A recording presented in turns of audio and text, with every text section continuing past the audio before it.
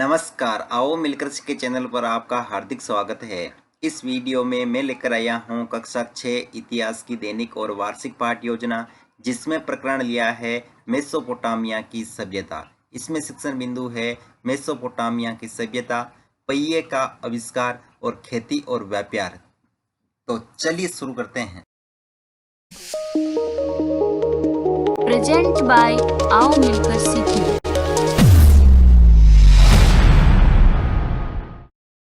सर्वप्रथम लिखेंगे विद्यालय का नाम, जहां पर आप ये लेसन प्रस्तुत करेंगे। कक्षा 6 विषय इतिहास, प्रकरण मेसोपोटामिया की सभ्यता।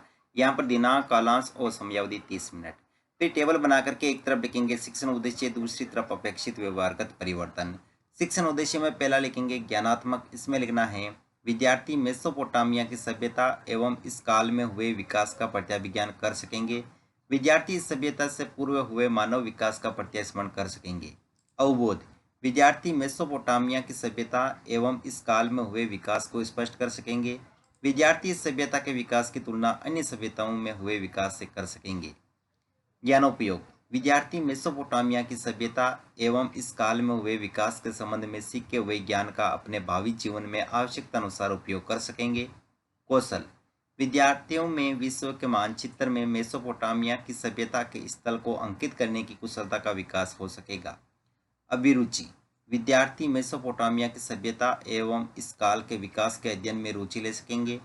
अभिवर्ती, विद्यार्थियों में मेसोपोटामिया की सभ्यता में हुए विकास के प्रति समीक्षात्मक दृष्टिकोण विकसित हो सकेगा। सहायक सामग्री, कक्षा उपयोगी उपकरण, लपेट फलक, श्यामपट्ट, चौक, डस्टर, विश्व का मानचित्र आदि। पूर्व ज्ञान में लिखेंगे विद्यार्थियों को प्रारंभिक मानव, आदि मानव के संबंध में पूर्व ज्ञान है। फिर है प्रस्तावना प्रश्न, जिसमें टेबल बना करके लिखेंगे छात्र अध्यापक क्रियाएं, दूसरी तरफ विद्यार्थी क्रियाएं। अगर आप छात्रा अध्यापिका हैं तो जहां पर भी छात्रा अध्यापक लिखा है उसकी जगह आप छात्रा अध्यापिका लिखेंगे। इसमें फर्स्ट क्वेश्चन, प्रारंभिक मानव क्या क्या खाता था? कंद मूल, फल, मांस आदि। पशु पक्षियों का मांस प्राप्त करने के लिए मानव क्या करता था? शिकार। मानव शिकार किस वस्तु से बने हथियारों से करता था? पत्थर से। पत्थर के औजारों व हथियारों के बाद धीरे धीरे किन वस्तुओं के औजार बनने लगे? अन्य धातुओं के। अन्य धातुओं का विकास प्रारंभ में किस सभ्यता के दौरान हुआ? समस्यात्मक प्रश्न। उद्देश्य कथन में लिखेंगे अन्य धातुओं का विकास मेसोपोटामिया की सभ्यता के दौरान प्रारंभ हुआ। आज हम इस सभ्यता का अध्ययन करेंगे।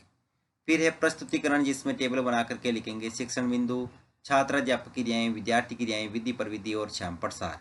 शिक्षण बिंदु में पहला लिखेंगे मेसोपोटामिया की सभ्यता, जिसमें विकासात्मक प्रश्न में फर्स्ट क्वेश्चन विश्व का मानचित्र दिखाते हुए, यहाँ पर दोस्तों विश्व का मानचित्र दिखाएंगे और इसमें फर्स्ट क्वेश्चन करेंगे यह किसका मानचित्र है? विश्व का। अगला क्वेश्चन है विश्व को कितने महाद्वीपों में विभाजित किया गया है? 7 महाद्वीपों में। और अगला क्वेश्चन है हम किस महाद्वीप में रहते हैं? एशिया महाद्वीप में। और अगला क्वेश्चन करेंगे पश्चिम एशिया में कौन सी सभ्यता विकसित हुई है? निरुत्तर। और यहाँ पर विधि में प्रश्नोत्तर विधि। फिर है छात्राध्यापक कथन, जिसमें लिखेंगे पश्चिम एशिया में मेसोपोटामिया की सभ्यता विकसित हुई थी, जो दजल, टिग्रिस और फरात यूफ्रेटस नदियों के बीच का क्षेत्र माना जाता है। यहाँ पत्थर मुश्किल से मिलता था। शायद इसी कारण लोगों ने तांबे का इस्तेमाल शुरू किया। तांबा प्रकृति में धातु के रूप में मिल जाता है, जिसे आसानी से इच्छानुसार डाला जा सकता है। इसमें अन्य धातुएं मिलाकर पीतल और कांसा भी बनाया जाता है। इस काल को ताम्र युग का नाम भी दिया गया है। वर्तमान में यह क्षेत्र इराक, सीरिया तथा तुर्की के कुछ इलाकों तक फैला हुआ है। यहाँ विद्यार्थी क्रिया हम लिखेंगे विद्यार्थी ध्यानपूर्वक सुनेंगे तथा मुख्य बिंदुओं को अपनी अभ्यास पुस्तिका में लिखेंगे। विधि में वाक्या विधि और श्यामपट्ट सार में मेसोपोटामिया की सभ्यता पश्चिम एशिया में दजला और फरात नदियों के बीच के क्षेत्र में माना जाता है। इस काल में तांबे का अधिक इस्तेमाल होने के कारण इसे ताम्र युग कहा जाता है। फिर है बौद्ध प्रश्न, तो इसमें फर्स्ट क्वेश्चन मेसोपोटामिया की सभ्यता किन नदियों के किनारे विकसित हुई? दजला और फरात नदियों के किनारे।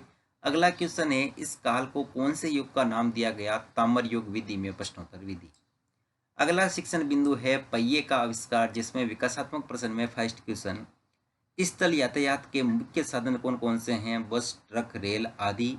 बस, ट्रक आदि किसके सहारे से चलते हैं? पहियों से। पहिए का आविष्कार कब हुआ था? निरुत्तर। यहाँ पर विधि में प्रश्नोत्तर विधि। फिर है दोस्तों छात्राध्यापक कथन, तो इसमें लिखेंगे इस काल में मानव ने पहिए और चाक का आविष्कार किया और मानव मिट्टी के बर्तन बनाने लगा।